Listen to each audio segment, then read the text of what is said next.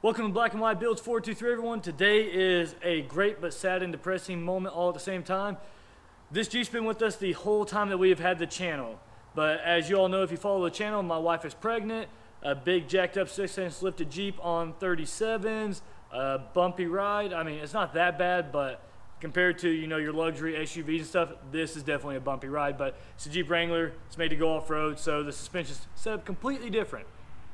So today I am going to go through all the great and bad aspects of this Jeep. I will start off with the great ones, and I'll show you a couple of the few little things here and there, but we are selling it. This video is to show that we're selling it, and then at the end of the video I'm going to show what we're looking at to replace the Jeep, which I'm actually really truly excited about. I love the Jeep, but I also love what we're looking at replacing it. And we were going to buy the Gladiator. We were supposed to put in our order on December 1st. Obviously that didn't happen because we knew as soon as it came in, I'd throw a big lift kit on it. I was going to go 40s, maybe even 42s with this one to make it a lot more obnoxious and ridiculous than this one. But obviously with our situation of our family growing, that is not what we need right now. So I'll start with the inside, then I'll go around the whole outside, and then I'll even go underneath because there's quite a bit of money dumped underneath this thing to make it stay outstanding and great on the trails and reliable. So we'll jump to the inside. So I'm just putting this out there before I actually start. The Jeep is very dirty. I just gave it a quick spray off, but the weather's been horrible here. This is the first time I have seen a nice, beautiful sky in about a week and a half. It's been snow, rain, sleet, and it's actually supposed to snow tonight. So my apologies that the Jeep is not show quality right now, but it will be as soon as the bad weather is gone. So just the interior, it's a hard rock edition. So you have your full leather, heated seats, and just jump on in here. I went ahead and painted everything white. I thought it made everything look a little bit better. You have your all-weather mats in the bottom. So for the radio, we have the stock one, and we also have this touchscreen one that has your navigation. We have your Super Chips tuner. So here, I can go ahead and show you one of the flaws right now. Right over here, you'll see the check engine light. It's an unknown code. I've checked it 1,000 times, but all I have to simply do is I'm calling Super Chips. It's just a matter of I don't drive this thing. My wife drives it, so I totally forget all about it. And I just need to call them. They're gonna re-update all the tunes and everything and get rid of all that, because whenever you look up that light, you Google it, it says code does not exist. There's nothing wrong. And the Jeep is driving just fine. We've done all the proper maintenance on it.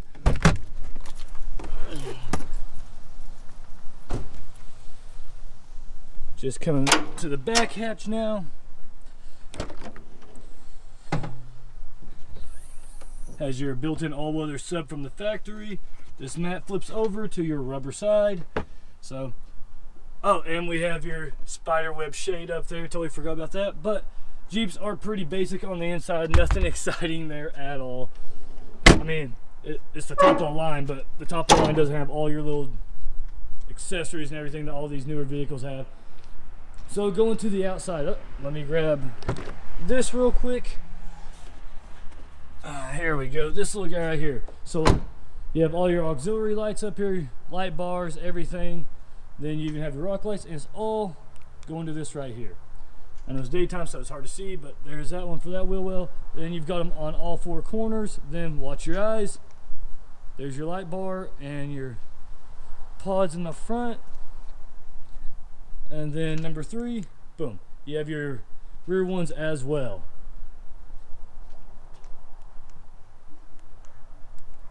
So there's all your lights, and it still has a spot to have one more. But we thought this looked a lot cleaner than having all those little gauges there when you already have that. And if you want to take the time and get the adapter, these can do all the lights as well. Oh, holy mackerel, I can't believe I forgot this. Being that's a Rubicon, you have this little fancy thing here for locking your axles and disconnecting your sway bar.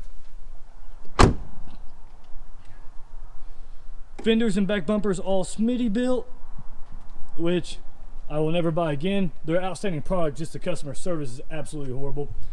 And the back bumpers, Smitty built Atlas edition with your jerry cans for the back.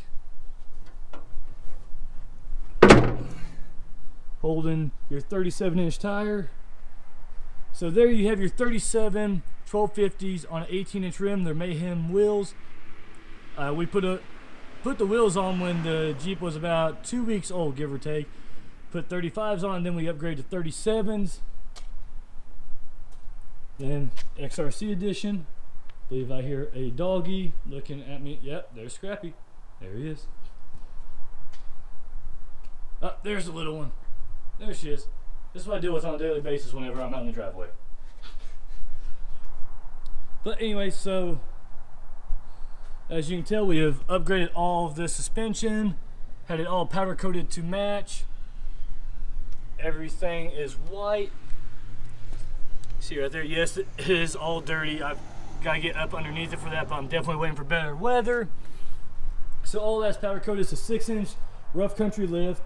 The only thing difference between the rough country lifts and the higher end lifts now, this is what I'm told. I'm gonna have 1,000 people tell me, no, you're wrong. But basically just the shocks aren't as high grade. So if you want to change the shocks to Fox or something like that, you can with your dual steering stabilizer. Now give me just a second to grab my creeper so I can show some of the other things.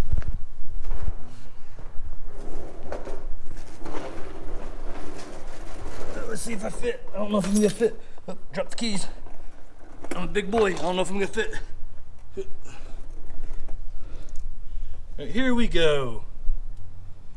We have your rough country extended drive shafts for the front and the rear, so you don't ever have to worry about any issues with that. They're custom made, so all of those are perfect. So powertrain engine is 100% perfect. It's about to crack 41,000 miles on the old beast, and about 30,000 of those are highway when we used to be military and we traveled home all the time.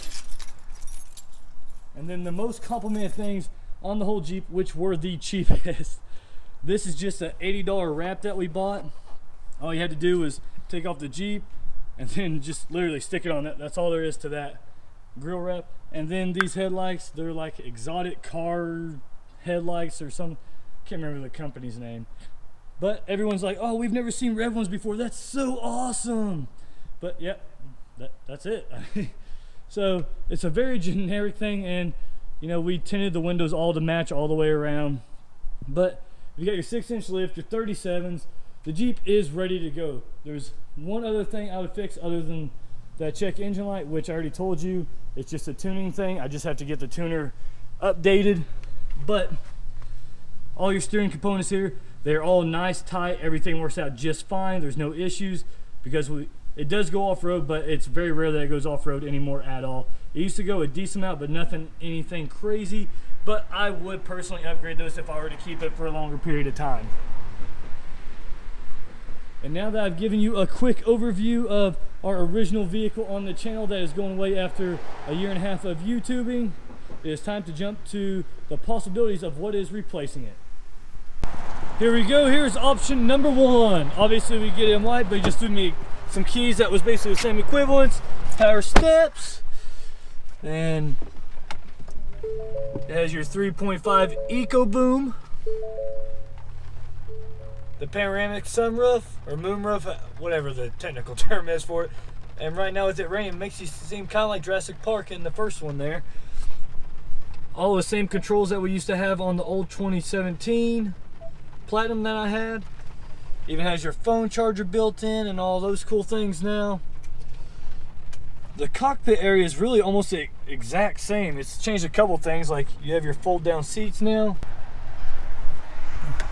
Have all your stuff here, your heated seats for the little ones as well. I'm going to attempt this. I'm very bad at it, but we'll see if it works. Oh, first try, I can't believe it. But then you still even have a little room back here. And then you have all your seats.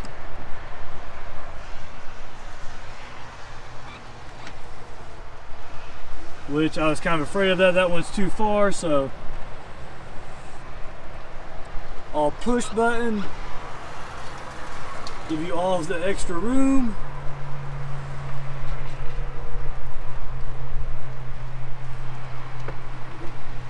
There we go.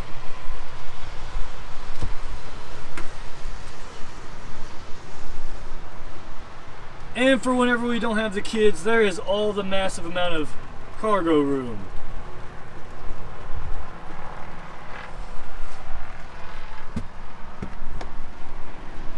Go ahead and put it back up for the next person to look at. Oh wait, that's right. I think you have to, for the middle seats, you actually have to put them back up manually. I totally forgot all about that one.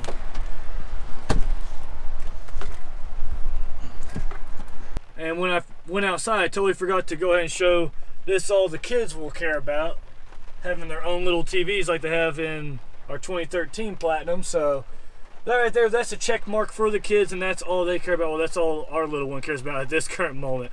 But we will jump over to the other option. Here we go for option number 2, which I think this is the one that we are digging a little bit more. Here we go. It's actually a lot different inside. Oh wow, that's a really strong new car smell. You all saw me drive one of these the other day in one of the videos. So it is a lot different setup, but still has a lot of cool features and everything that you can have. So, but radio station over there. The electronics are the same, so that's no big deal. Where's the button? So you have your smaller sunroof, but then it still expands back. It just has a big cross member in the middle of it.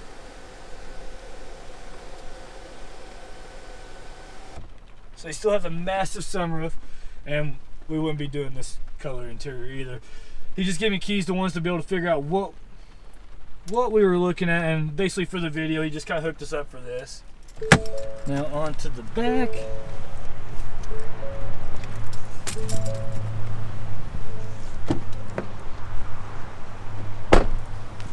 In here, this one does have a center console. You can get it with the bench, but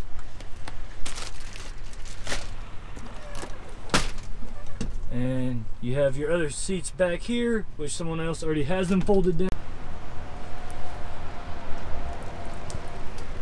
There you go. You can get kind of an idea of how much room there is. And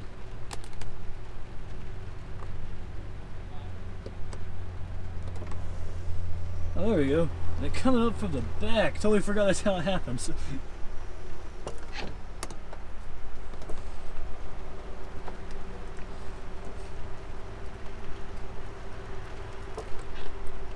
It goes a little deeper down here. I'm guessing spare tire. There we go. Nice little donut.